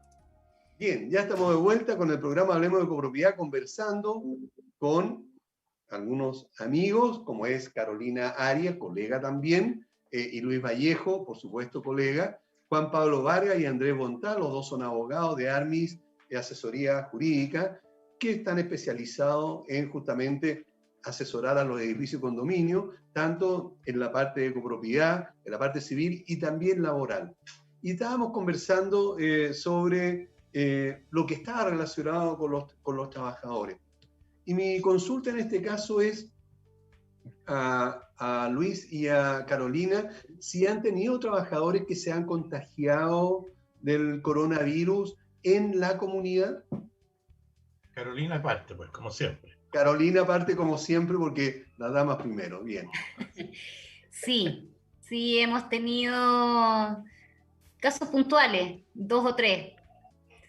¿Ya? 2 o 3 casos, cumplen con su cuarentena, se toman sus 11 días de resguardo y se se pagan los exámenes el examen principal y el examen de salida. Ah, perfecto. Mira, a mí me tocó un caso de un señor conserje que se contagió en su casa, al parecer, no en el trabajo. Tenemos todas las medidas. Y hicimos todo lo que había que hacer, digamos. Lo mandamos a hacerse su test, salió negativo, le pagamos el taxi para allá, para acá, todo. Y una vez que estuvo, digamos, se demostró que era positivo, se envió a una residencia sanitaria y lo asesoramos en todo lo que pudimos. Después nos fue re mal, sí, con los contactos estrechos, porque la mutual desconoció, una doctora de la mutual mandó a los contactos estrechos a cuarentena y después desconocieron eso y no les quieren pagar las cuarentenas. Eso. Y supe que tienen como 1.100 casos de lo mismo en la mutual. Es un desastre. Para que sepan, ¿Sabes la mutual... Sí, pero ¿sabes cuál es el problema? Que los contactos estrechos no les entregan licencias médicas. Exacto. Entonces, claro, porque lo que hace la Seremia de Salud en el fondo es se contagia un conserje, ese conserje le da la licencia médica, pero sus compañeros que tuvieron contacto con él y presentan sintomatología deducen que están con el virus, pero no les entregan licencias médicas, les dan un certificado que acredita que se tienen que ir a su casa, pero no les entregan licencia médica, y es ahí donde fallan, porque ¿cómo pagas? O sea, tú tienes, nuevamente, conciencia, ética, pero la licencia médica es la que respalda. Mira, Andrés, ¿quién pagaría ahí? Déjame terminar la historia. Perdón, sí, Luis. Disculpa. Lo que pasa es que esta gente nosotros la mandamos a la mutual y una doctora de la mutual los mandó a sus casas como cuarentena preventiva. Yo conversé con el ministerio, nos dijeron sí, no se preocupe, si esto tienen que pagarle la licencia. De hecho, nosotros el ministerio pagamos a través de la mutual. Y oye, abrimos una cosa que se llama OIRS, que es para investigar casos de este tipo. Llevamos 6 meses en la misma, conversando con el Ministerio de Salud y la mutual se hacen los lesos. Y por mientras el trabajador está esperando su sueldo. No, al final la comunidad, fíjate, se apiadó y juntaron entre todos plata y le pagaron. Ahí estuvo bien el sentido común de las personas. Qué bueno. ¿Cómo se hace en este caso, Andrés, esos permisos, digamos, para estar en la casa mientras se dé el resultado? ¿Debería ser pagado en este caso, por quién? Es que ahí tenemos un gran tema, porque la mutual tiende a ser muy, muy, muy bueno para rechazar licencias de todo tipo, y también para calificar enfermedades que son evidentemente profesionales, evidentemente laborales, las califica también como enfermedad común. Entonces, en ese sentido, lo que hay que hacer es, frente al caso de que se rechace la licencia, se rechace el pago, bueno, se puede iniciar la instancia de apelación ante la misma mutual o ante la superintendencia. O sea, hay que seguir escalando hasta obtener el pago. Pero en definitiva, si es que esa persona dejó de asistir por tener, por ejemplo, licencia por contacto estrecho, en ese sentido, esa persona tiene que acceder al subsidio, ¿vale? Es decir, el empleador no tiene la obligación legal de pagar esos días que el trabajador estuvo con licencia. Lo puede hacer si quiere, sí, pero quien debe pagarlo es la institución respectiva, sea ISAPRE con NASAR, si es enfermedad común, o la mutual o la Asociación Chilena de Seguridad en el otro caso, pero sí tenemos hemos reportado una cantidad importante de rechazos por parte de las mutualidades de este tipo de licencias, y que en ese sentido tendrían que apelar, si siguen con el rechazo, subir el caso a la superintendencia y así obtener el pago. Ok. ¿Qué pasa si este trabajador o algún trabajador se contagia y se entiende de que fue a causa de un compañero de trabajo y es afectado con todo lo que eso significa? ¿Podría demandar a la comunidad por alguna responsabilidad que a esta le pudiera caber? Depende, la respuesta depende, o sea, depende de las medidas de seguridad que ha tomado la comunidad. Ahora bien, en el caso del coronavirus, el problema es que tomando incluso todas las medidas de seguridad, distanciamiento social, mascarilla, alcohol gel, etcétera, aún así con eso el riesgo de contagio es un riesgo latente, así que en definitiva hay que ver cómo lo tomaría en cuenta un tribunal en caso de que el caso se judicializara. Si yo fuera juez, en ese sentido, yo entendería que frente a un contagio por coronavirus no hay mucho que un empleador pueda hacer, más allá de demostrar que tomó las medidas, o sea, vale decir que otorgó mascarilla al trabajador, que otorgó las medidas para que pudiera tener distancia social, pantallas respecto de los residentes, etcétera. Pero más allá de eso, no es mucho lo que podría hacer un empleador. Por tanto, yo no vería ahí muy justificada la demanda. No obstante, nunca se puede asegurar el resultado de un juicio y eventualmente un tribunal podría decir no, de todas maneras es responsable el empleador. Pero hay que considerar que es el ministerio el que los decretó como trabajadores esenciales, por tanto que pueden trabajar. Entonces yo en ese sentido veo poco probable obtener una indemnización a favor del trabajador por ese tema.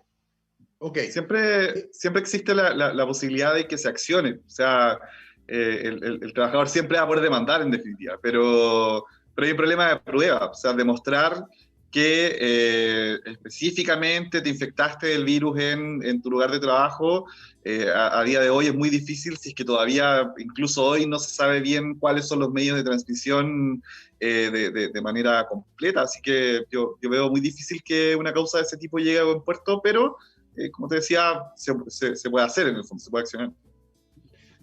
Gracias. Mira,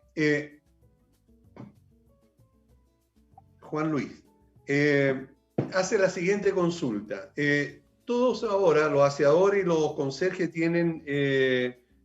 son declarados esenciales, pero no el administrador.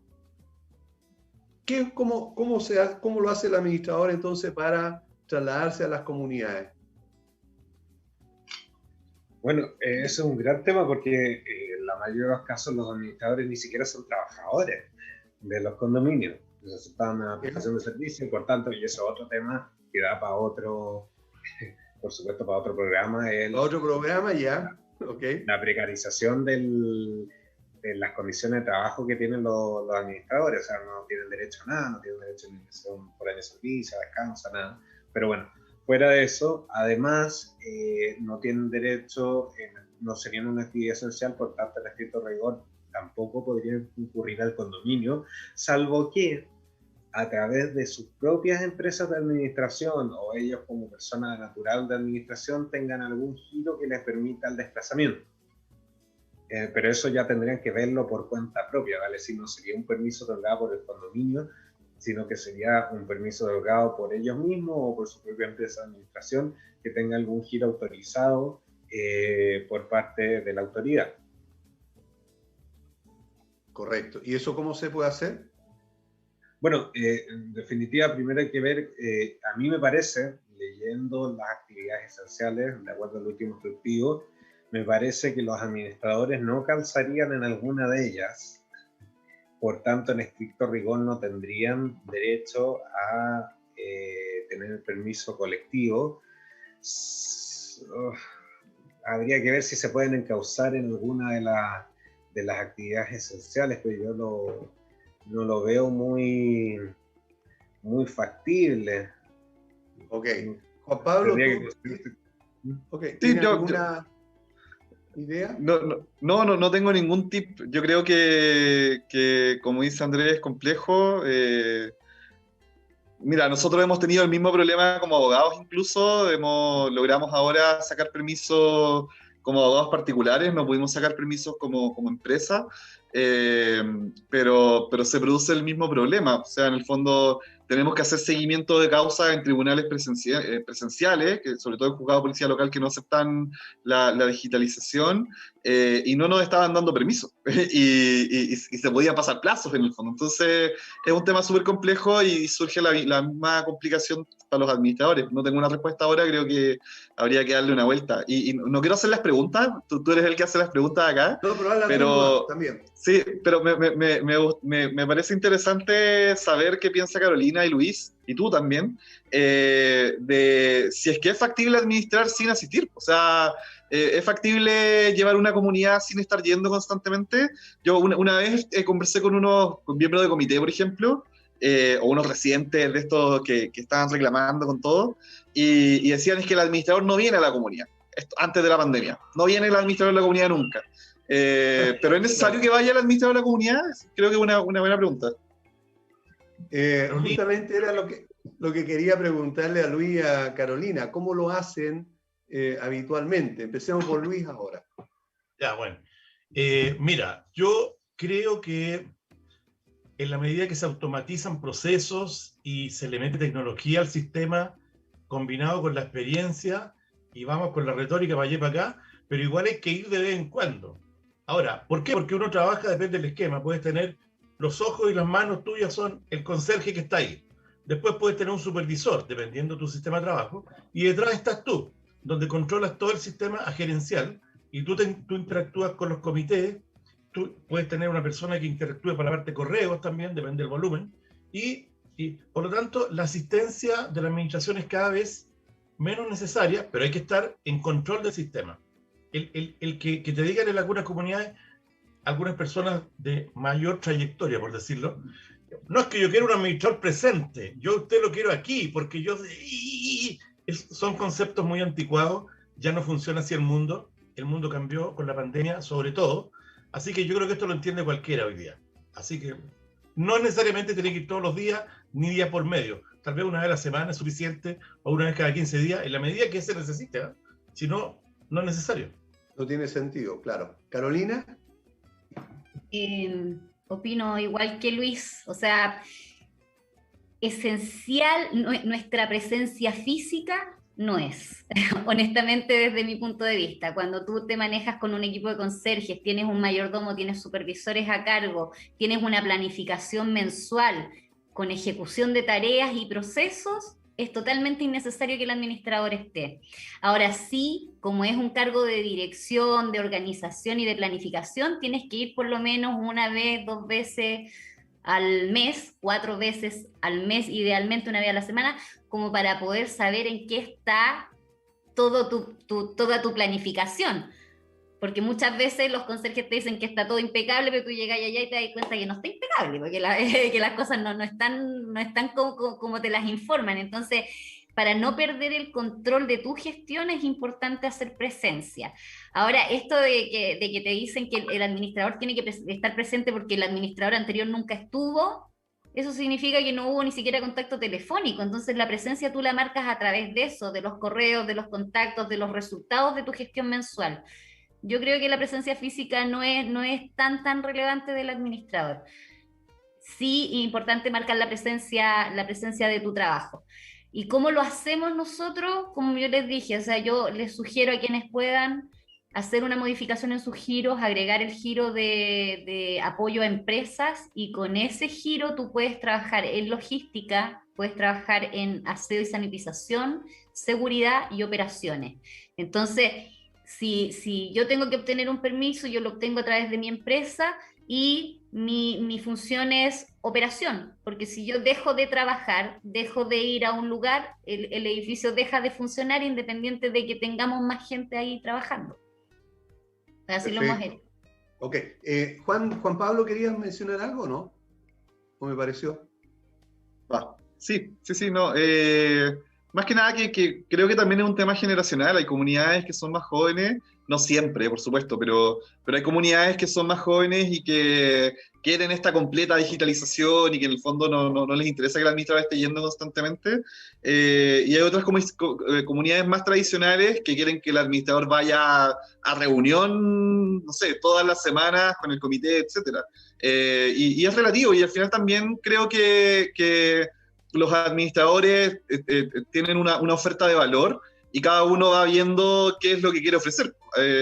Si una comunidad quiere mucha presencialidad, bueno, hay administradores que están dispuestos a participar así, y hay comunidades que necesitan algo más digital, y hay administradores que son muy digitales, y no sé, yo he visto, por ejemplo, me consta que Luis Vallejos tiene un sistema en donde los conserjes mandan una foto específica cada cierto tiempo, como para acreditar ciertas cosas, y ese tipo de elementos van generando o hacen que sea funcional en el fondo el hecho de no estar constantemente asistiendo. Entonces al final es relativo y depende también como de qué es lo que quiere el cliente, que es la comunidad. Claro, y hay una situación que también es necesario aclarar. Yo estoy muy de acuerdo, como lo señaló Carolina y también Luis, en el sentido de que uno, más que presencial, ¿verdad?, tiene que marcar presencia, como dijo claramente Carolina. Y es lo que yo le digo también a los alumnos cuando le hago caso a los administradores, cuando le hago clases, ¿verdad? Uno tiene que marcar presencia, más que estar presente. Yo no puedo estar ahí 7 horas o 3 horas en el edificio todos los días, porque eso es imposible, ¿verdad? No nos contrataron para eso, contratan nuestros servicios. Nuestra presencia se tiene que marcar a través de la atención de los conserjes, a través de las mantenciones, a través del servicio que en general está recibiendo la comunidad. Ahí es donde se marca nuestra presencia. Por lo tanto, estar presente, ¿verdad? Digamos, físico, no es necesario. Tenemos que ir, porque tal como decía Luis y Carolina, hay que controlar, ¿verdad?, que efectivamente se esté ejecutando esto, aunque tengamos, como en mi empresa, supervisores a cargo de esos edificios. De vez en cuando también. Las reuniones hoy día ya no es necesario hacerlo presencialmente. La gran mayoría lo hace a través ahora de este sistema virtual. Por lo tanto, cada vez menos necesario. Luis, por favor. Mira, lo que pasa es que fíjate que yo cuando converso con las comunidades, sobre todo los que vamos a tomar, les digo, ¿qué quiere usted? ¿Quiere que yo venga cuántas veces? Mire, el plan básico cuesta tanta plata. Ahora usted quiere el plan premium, ya. Pero no me compre el plan básico y me pida el premium. Esa cuestión no va a pasar. Y fíjate que bajo esa lógica yo les digo, mira, si te falla una bomba a las 4 de la mañana y tú quieres que el administrador esté aquí, ¿pero para qué? Si hay todo un protocolo. Se llamó el mantenedor, llegó el mantenedor está trabajando a lo mejor con el conserje cerca. Le dije, si tú quieres pagar un mirón para que miren cómo arreglan la cosa, porque yo no sé arreglar las cosas, las bombas, no tiene sentido. Entonces muchas veces pasa, como dice Juan Pablo, es un tema generacional. Yo creo que la tendencia del mundo hoy día es a la automatización. Probablemente a futuro vamos a trabajar con muchos monitores y con sistemas de control que la mitad van a ser automáticos. Y uno va a tener que estar básicamente dedicado a una relación interpersonal con los condominios, más como de marketing, más como de conversar las cosas. Mira, cómo pescamos esta comunidad, la transformamos en una 2.0, un plan de trabajo. Va por ese lado, creo yo, la administración futura. Si quieren, yo dejo tendida la idea de que hagamos otro programa donde hablemos de cómo las modificaciones de la nueva ley de copropiedad van a afectar la pega y quién va a pagar esa cuestión. Porque vamos a trabajar menos y vamos a ganar lo mismo. No me parece. Dejo la invitación. Ya, yo recojo el guante entonces y programamos, en cuanto terminemos el programa, ¿verdad?, otro para hablar acerca de eso, precisamente, y todo lo que estamos presentes, ¿verdad?, en ese instante, digamos, para volver a reunirnos en un programa. Bueno, esto de la presencia del administrador es súper importante que quede claro. Cada vez se está usando menos el que el administrador esté allí, como lo hemos dicho, 2, 3 o 4 horas diarias. Muy buen ejemplo que puso Luis, ¿verdad? Y lo voy a poner dentro de mis clases, ¿verdad?, en que puedan haber combos o planes de servicio, ¿verdad? El plan básico, el plan medio y el plan premium, una cosa así.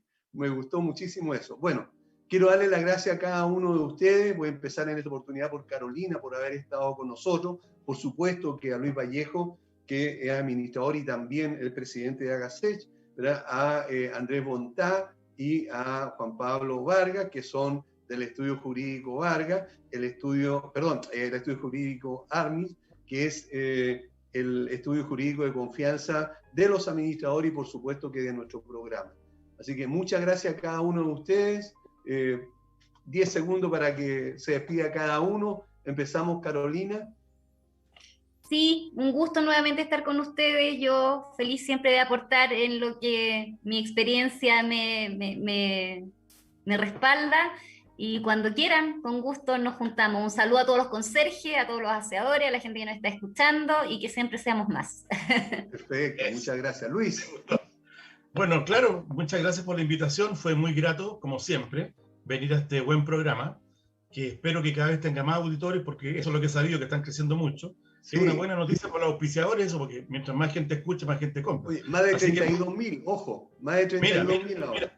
Yo empecé en 25, llevamos en 32 y no fue hace mucho. 25. Eso es bueno, así que muchas gracias por la invitación. Oye, a propósito, antes de irnos, empezamos, el primer programa que hicimos tuvimos 8 espectadores.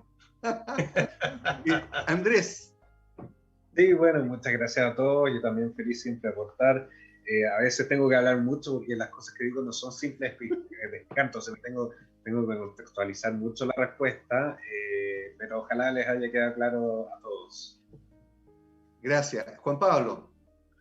Bueno, yo dejo abierta también la idea de ahondar en el marketing para administradores y cómo marcar esta figura de presencia del administrador o la administradora. Creo que sería interesante. Así que nada, los invito a visitarnos en armis.cl. Tenemos una web renovada, estamos ahí con los servicios también mejorados, así que para que nos visiten. Sí, www.armis.cl. Y está ya, digamos, el servicio para online, ¿verdad? Sí, tenemos habilitado ya el servicio plan para administradores, de asesoría y gestión legal, planes para comunidades y, bueno, servicios específicos legales para comunidades de cobranza, derecho laboral y derecho de copropiedad. Así que tenemos una página bien bonita, está actualizado todo para que nos visiten y nos manden algún formulario de contacto. Vamos a estar haciendo algo bien entretenido también en las próximas semanas, algunos cursos gratuitos, así que mándenos un mensajito ahí en la página, va a estar bien interesante. Perfecto. Bien, y ahora sí, muchas gracias, por supuesto, también a todos los auditores, a todos quienes nos benefician viendo nuestro programa. Queremos ser un aporte y vamos a seguir haciéndolo porque es el interés de todas las áreas, digamos, de todos los actores de la copropiedad que hoy día estamos presentes y que vienen continuamente. Así que muchas gracias. Nos vemos el próximo jueves, como siempre, a las 11 en punto. Chao.